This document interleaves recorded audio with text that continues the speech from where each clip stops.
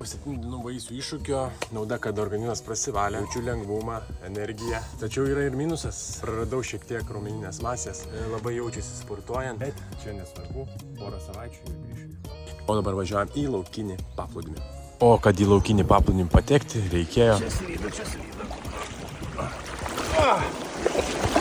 Paskutinį kartą jaučiausi taip ant Akropolio ledo. Ir dabar nei pirmyn, nei atgal. Labas.